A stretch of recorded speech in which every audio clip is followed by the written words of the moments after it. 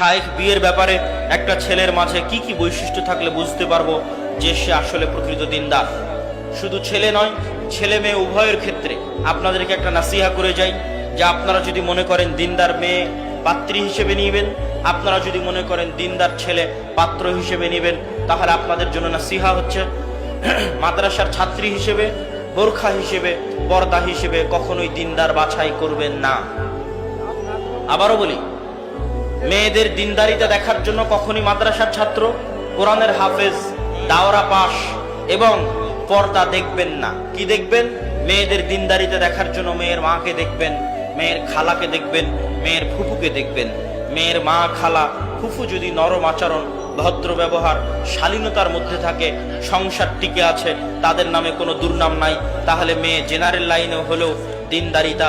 আর যদি মেয়ের মা, খালা, ফুফু তাদের মধ্যে অশালীন আচরণ লক্ষ্য করা যায়, বেহায়াপনা, বেলিল্লাপনা লক্ষ্য করা যায়, তাহলে মেয়ে মহিলা মাদ্রাসায় পড়লেও, কোরআনের হাফেজ হলেও, তাহলে সেটা আপনার জন্য সৎ এবং দিনদার পাত্রী হিসেবে নাও হতে পারে।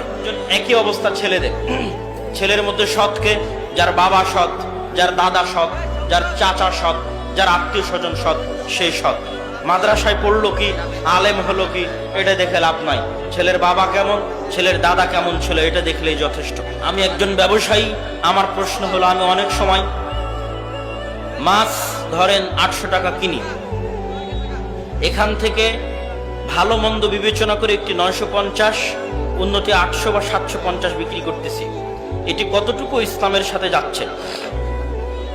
আপনি যতক্ষণ মিথ্যা না বলতেছেন ততক্ষণ ব্যবসায় লাভ করা হালাল, জায়েজ। যতক্ষণ মিথ্যা না বলতেছেন। লাভের মার্জিন কেমন হবে?